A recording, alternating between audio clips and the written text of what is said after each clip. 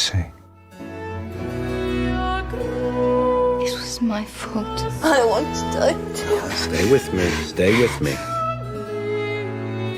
Your thoughts distort reality. That's what fear is. I love you. Let's make a list of things you're afraid of. Where would you feel most exposed? The woods. What scares you about the woods? Everything. Is it any woods in particular? Eden. Imagine you're at Eden. Imagine you arrive at Eden through the woods. Tell me what you see. Darkness comes early down here. I heard a sound. The cry of all the things that are to die. The ground is burning. The ground is not burning.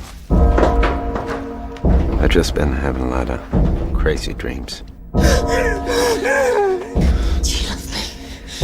Help me.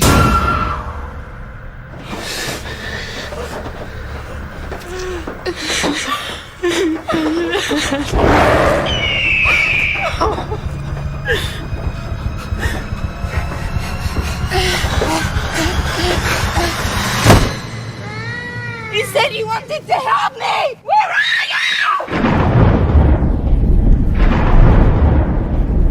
Nature is Satan's church. The evil you talk about is an obsession. No!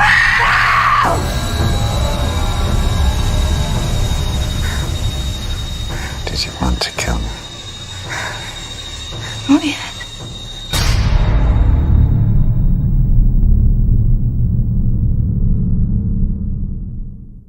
Hello and welcome to Movie Humpers. My name is Bob Sham. My name is Angela. The sounds you hear may be dogs. We're coasting into a new theme, but before we get there, we're knocking out a couple more this week.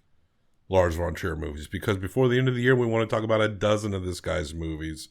Dancer in the Dark episode, very controversial. Today we are talking about Lars's first film in his depression trilogy. He suffers from very depressive mental illness. He's been medically treated and had to go places to deal with this. A serious problem that he's always had. And in terms of any more crazy news with him, I think we've gone through it all. I was thinking about how he has recurring males in his movies, but not a lot of the women come back. But I think this girl does come back, right? Isn't she? Yeah, she comes back in Nymphomaniac. Yeah, that's what I thought. So maybe they had a good working relationship. Well, yeah, Stellan Skarsgård comes back. That seems to be his most consistent guy. The Zentropa guy. Oh, and yeah. And Willem Dafoe is apparently in Manderley. Mm-hmm. Which we will get to more towards the end of the year. But Charlotte Gainsbourg, she is in this one alongside Willem Dafoe. Yeah, we're talking about that movie, Antichrist, from 2009, directed by Lars von Trier and written by him. And also, I just want to say, happy birthday, Willem Dafoe. Happy birthday, Willem Dafoe. We love you. By the time this episode comes out, it will be well past the fact, but we happen to be recording on the day Willem Dafoe was born. I was told that on Arizona Iced Tea's Twitter account. I'll show up the graphic they made. I love it. But yeah, happy birthday, Willem Dafoe. How perfect. We had to record this today for that reason alone. Yes. In this film, Antichrist, Charlotte Gainsbourg really wanted to be in the role, and it was shopped around for a while. And as you can imagine, this is a tough role to act in. It might take a lot of emotion. That seems to be a theme of Lars von Trier movies, where actors really have to brace themselves for a very emotionally intense venture. Absolutely. There is no one else in this movie. Nope. There is a child. There's a child. But that's it. There are no other adults that they are interacting with in this movie at all. It is just the two of them. And it is very intense. Do you like asses clenching? Do you? Sure. We get penetration here. We do get penetration. Pretty sure we'll probably get that Nymphomaniac as well. But Charlotte Gainsbourg was the one that stepped up like, I need to have this role. I guess if you need someone to do fucking anything, Charlotte Gainsbourg's one of those you can tap into. The daughter of Serge Gainsbourg, the greatest thing he ever accomplished was in which a bunch of children dressed like him and holding cigarettes were singing a children's choir. And he was in the audience, now that I recall, crying, watching these kids dressed like him doing a choir performance. That and him telling Whitney Houston that he wants to fuck her. I said I want to fuck her. And apparently this guy is like a creep as well, this dude. Well, go figure, Serge Gainsbourg. I think every French man of a certain age is pretty much... You can go ahead and cancel him. I understand, though, why an actress would want this role, because it is so intense. It is unnerving.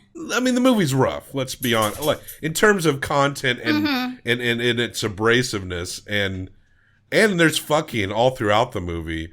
And speaking of Arizona iced tea, it's pretty appropriate that they would inform us all of his day of birth, because his dick is probably at least as big as an can of Arizona iced tea. Those tall cans.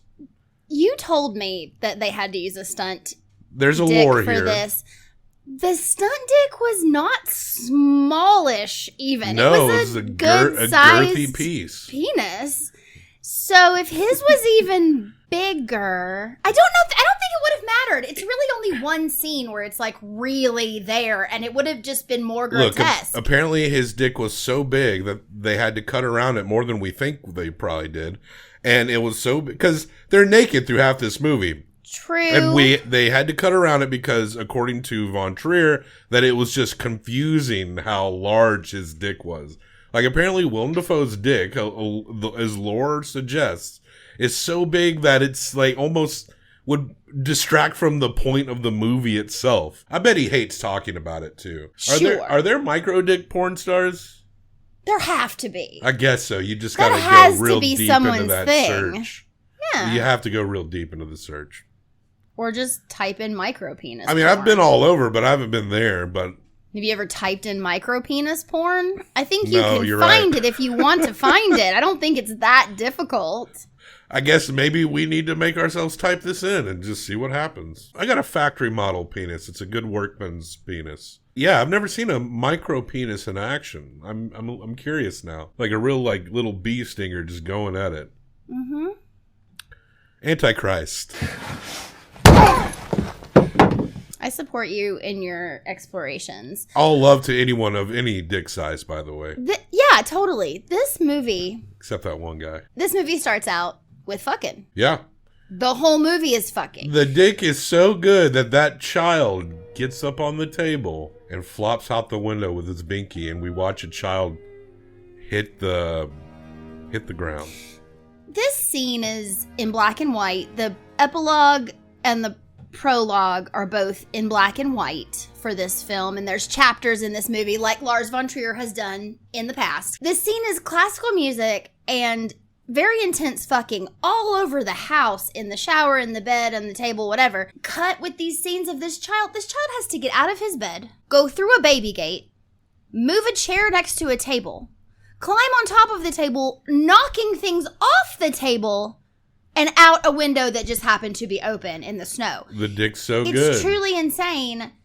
They do a shot at one point of his baby monitor, and it is muted. Well, the sound of a crying child is going to soften you right up. It should, though, because that's why you have the baby monitor, is so that if your child is in peril, you don't be fucking. We know who muted that now. We know who did it. Argue either way, honestly. So we're dealing with grief, the loss of a child, and it's broken. And their names are he and she, and he's a therapist. She's a writer.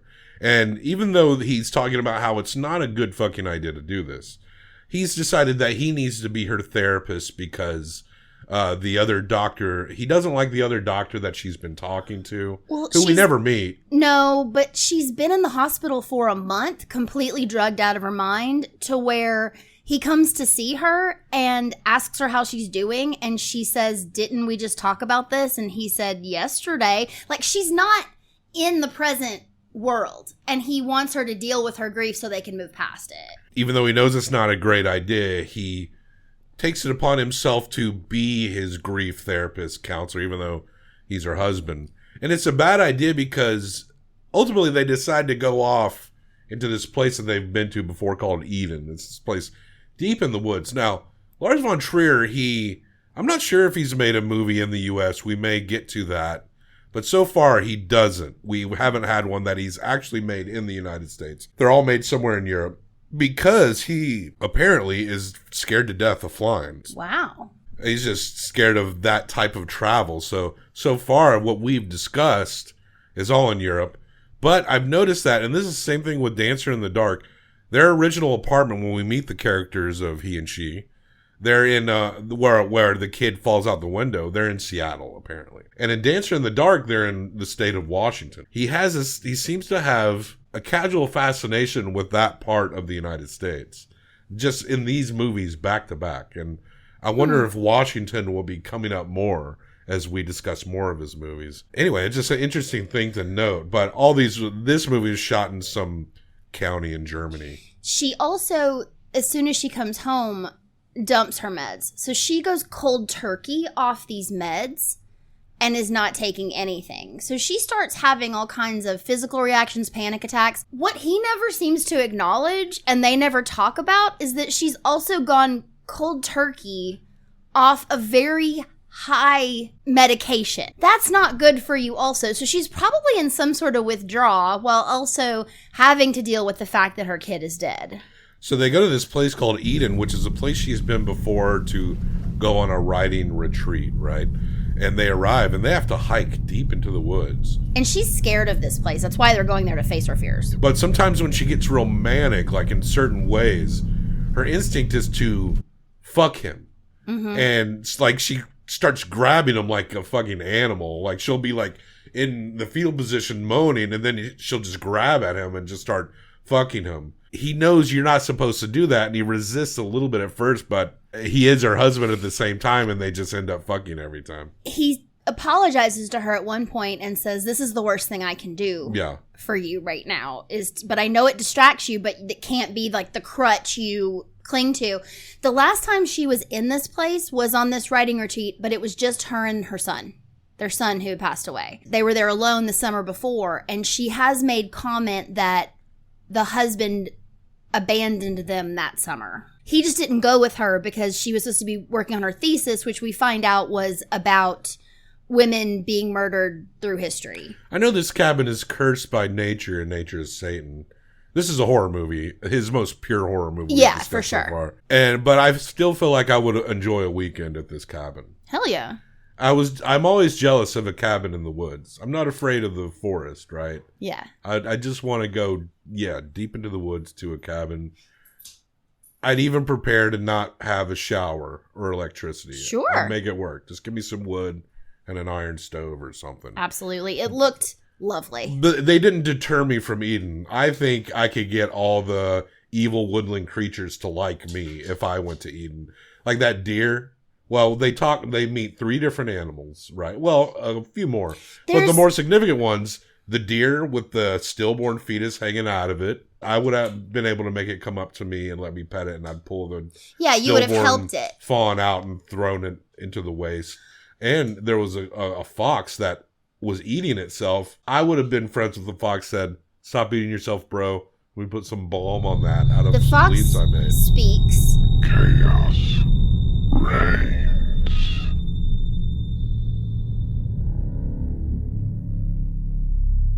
And then the third animal. You know who did the voice of the fox? Lars? Let me give you a hint. It's his birthday. Willem Dafoe. Oh, he did the voice of it too? Yeah. The third animal? The crow, which we meet in the fox den when Willem is the one that sees all the animals. Yeah. But she doesn't need to. We don't need her moment of seeing the animals because she's already seen them. She's attuned with this whole environment. She talks through the movie about the 3 visitors. And at the very beginning, I talked about how the boy had to push stuff off a table. What he pushes off are these 3 statues, and it's pain, grief, and chaos? I think so. Pain, grief, chaos, and pain. That's, I think, the order. Grief, chaos, and pain. And each of those animals represent that. So the deer is grief. The fox is chaos. He very literally says the word chaos. And the crow is pain. And That makes sense. And when we meet the crow is he's in a lot of pain. Very quickly, you realize that there is a supernatural element to it even before the fox is talking. It's the concept that nature is evil, that it is a dark force. And it seems strange when you just say that because, you know, we think of nature and natural beauty, calm, being in nature, but then you think about the cycles of life, and nature can be unbelievably cruel at the same time. Yeah. So if you're perceiving these distinct layers of morality into anything, if you're believing this aspect of good in something, then even in nature, there you have to kind of acknowledge the darkness there as well. And this movie dunks its whole body into that notion. She talks about how women aren't in control of their own bodies. Nature is in control of their bodies. We're all on this cycle that we cannot control, that is scientifically proven to be influenced by tides and shifts and weather and bullshit. Those 3 stages, that grief, chaos, pain, mirrors how she is dealing with the death of her son. The doctor tells her at the beginning, she conveys this because, again, we don't meet him, that her grief is atypical. And her husband tells her, your grief is not atypical. There is no pattern to grief, but there is a very real pattern to her grief. She's truly in grief. They go to Eden and there's chaos, and then she brings the pain. Women, they bring life and they're vessels for nature to continue its cycle. And so it seems like they are instinctively closer to that evil, according to the concept of the movie as we're reading it. When she went off to do some writing, and we see her research book that was still there, she was doing some research in the history of women who were killed, murdered back in, medieval times and earlier, the history of women being destroyed by men. Especially because they were perhaps witches or evil. It's a little bit of a contrivance here, but I find it to be kind of funny. I guess fun, but it's a little heavy-handed. Not as ridiculous as I may have thought in Dancer in the Dark with some of its takes. Yeah. But she learns... The literature that you used in your research was about evil things committed against women, but you read it as proof of the evil of women? You were supposed to be critical of those texts. That was your thesis. Instead, you're embracing it.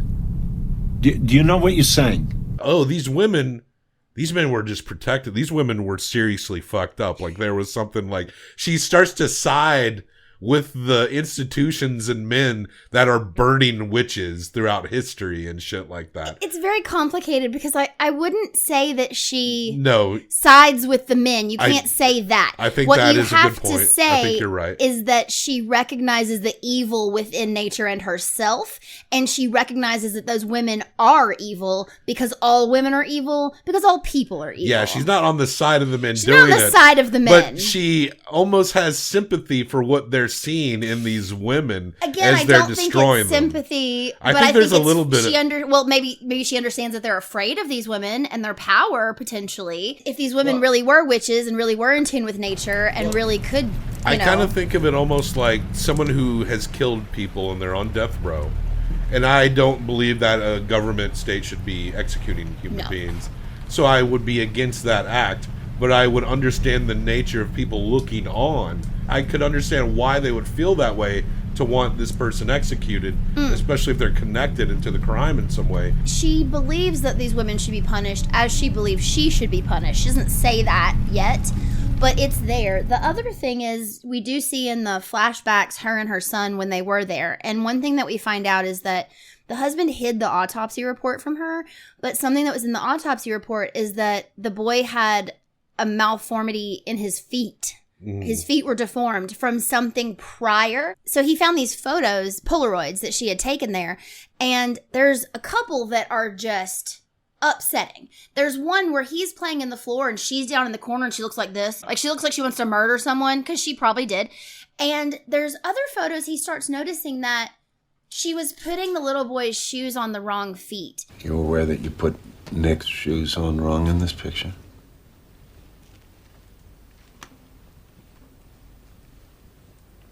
So how weird.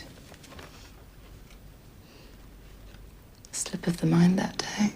And this was a consistent thing that she was doing to him. And there's a flashback of the little boy crying while she's putting his shoes on the wrong feet. And she's torturing this child. They don't get into the mother-child piece of this at all, other than just talking about nature. We see the stillborn deer. It seems as though she is completely disconnected from him.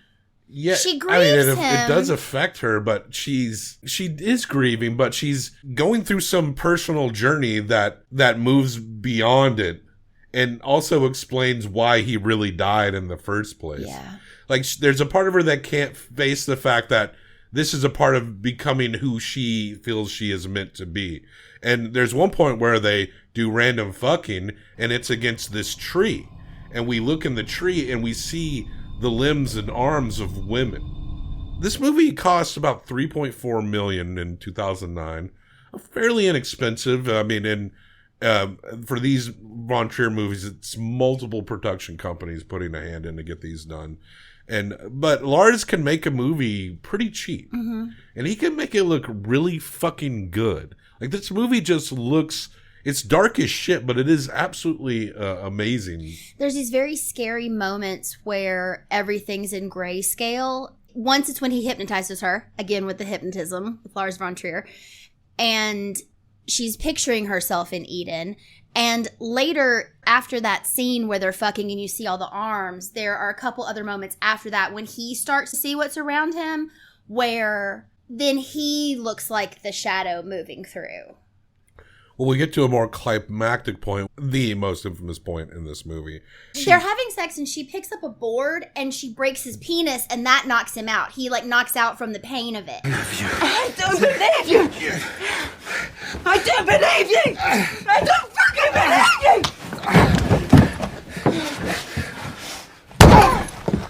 believe you! She takes a piece of wood and just, BAM! Crushes on his dick.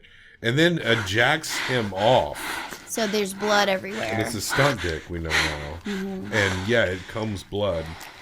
We rewound that part. With the coming blood, we stopped and rewound that multiple times. No. Angela insisted. We did not. She was like doing sketches. And while he's passed out, she goes and gets some kind of like a grinding wheel with a rod.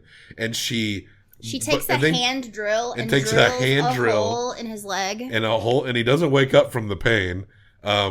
Pain knocked him out, and she sticks this grinding wheel with a pole through his leg and bolts it, puts a screw bolt on the other side of it. And then goes out of the house, and at this point, she's covered in blood. She's wearing a shirt, no underwear. She's just walking around Winnie the Poohing it. She's pooing it. And she's going to get her honey. She throws the wrench under the porch. Yeah.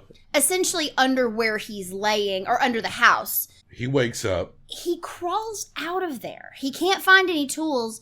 He crawls out and continues to crawl until he finds the fox's den and crawls up inside of it.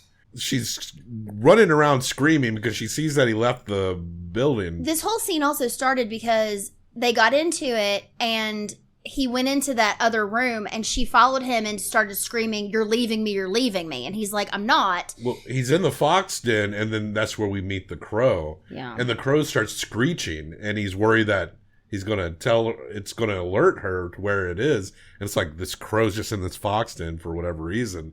And he takes a rock and just starts smashing the crow. But the crow takes forever to die. It's like this crow is just, well, it's some weird possessed crow. It's pain or grief or one of those. The crow seemed to already be injured when he found it because it's laying on the ground. He had to ruffle it before it even moved. Yeah. If he'd left it alone, it maybe wouldn't have made any noise at all. But he fucked with it. It starts screaming and he tries to kill it for a really long time. And he finally does, sort of. I don't know if any of these things can actually die. But she figures They're not out real. She figures out where he is and gets a shovel and digs above the fox den until she digs him out. And she's going back and forth in her mind over feeling bad and then wanting to. Well, at first she seems to feel bad, but he asks her like, "Did you want to kill me?" Not yet. The 3 beggars aren't here yet. The 3 beggars. does that mean? When the three beggars arrive, someone must die. I see. She also seems to come back to herself a little bit. And she starts telling him, I'm sorry, I'm so sorry, I'm so sorry. And he looks at her and he says, we've got to get this thing off my leg. And she actually goes to look for the wrench, but she can't remember what she did with it. But yes, she drags him all the way back to the house and says, the visitors have to come first. Beggars. And then she lays next to him and puts his hand between her legs. To jack her off, sort of. And then she takes a pair of shears. And cuts her clit off. She cuts her clit off.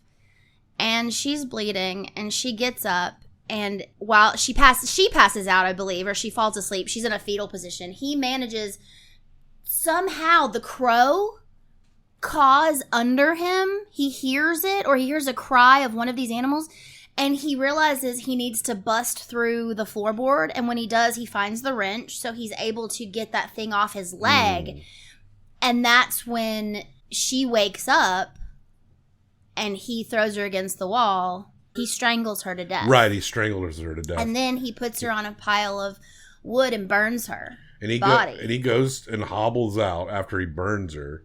He's like bandaged up his leg. And the three visitors, the deer, fox, and the crow, are just staring at him. And he walks off, and then all these women with blurred faces, representing all the women she probably studied, or who the forces in them that are attuned to this evil environment.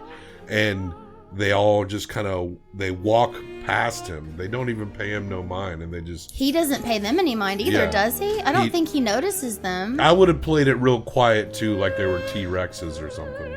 You mentioned this, and I might have cut you off. She tells him she's not going to kill him yet because the visitors have to come first, and she specifically says, when the visitors come, someone has to die. Yeah. Did the visitors come last summer? And her son was that sacrifice? I think the crow was like, you should switch the shoes on that kid's feet. Right before she cuts her clit off, she has the memory of what happened that day. Or is that in the epilogue? Regardless, we find out. We thought they were fucking so good. The dick game thrown down was so good that they were fully distracted. They just didn't hear him. But then we discover that, no, she actually was watching him. While she was coming. Climbing onto the table. Watching her child. And falling out the window. Lars said this was an interesting movie to channel through his depression. And I'm wondering, is he just mad at a woman or a woman? Is he upset? Like, I mean, this depressive mind that conjured this, like the concepts we can... As dark as fuck as it is, I can understand the concepts that he's dealing with here. You know... But what is there anything personal in his life that really pushed these ideas to the forefront? It might not even be that he's mad at a woman. He could be. He could have been hurt by someone. He could also feel that women are somehow more connected to earth and nature than he ever can be. I think he sees that. That could in itself could depress him. That he feels there is a barrier that he can't cross. Through her, he's able to explore that. The guy can never get close enough. He understands what's happening. But even Willem Dafoe as he says to her at one point, you fucking believe you were supposed to be writing about how these women were tortured and died, and you believe that they should have been. You flipped it. Fucked up by her own studies. She got too deep in it. She made up her own shit. It's just so funny to imagine, like, I'm gonna study the history of bad things society has done to women and be like, I get why they thought that. I get why they thought that. We saw this. It's like you're really doing your due diligence and you come out in a very different way. These bitches were witches and they deserve to die. And that seems to be what triggers him to know that she went crazy last year. Yeah. But it's been a whole year. And that wasn't even when the kid died. The kid dying was just a He next died in the winter. The next phase. Because it was snowing outside, I mean. It's the end game that started when she went on that retreat. Mm-hmm. The kid dying was a part of the process. And then the end game here in the woods after she getting... And there's still part of her that hates herself for letting it happen. She says to him, I could have stopped it. And he says, no, you couldn't. But he doesn't know the full story. You know, she could have. Lars von Trier, very inventive guy. We see this guy do really creative tricks so early on in his career that is beyond the way a lot of filmmakers can do when they're starting out in the game. But he's also extremely strange fellow, and no one can deny that. The effects in this movie are so good. Yeah, it's amazing what he, like, 3.4 million, and he made it look pretty fucking amazing. But that is Antichrist from 2009, directed by Lars von Trier. We're gonna give it 1 through 5 each combined for best out of 10. I'm gonna hit it with a 3.75. I'm gonna give it a 3.5. We didn't even talk about the fact that she got the knowledge in Eden. Right. That part's a little heavy. I'm a woman going crazy because women have always gone crazy. Almost feels as cliche to me as this house is haunted because it's on a burial ground. Yeah, that's an interesting point. But I think it is, though we do identify some contrivances here, I do feel like the overall execution is actually really well done. Absolutely. And it being a horror is also a very interesting aspect to it. It's a really good horror movie. But here we are, and it is at a 7.25.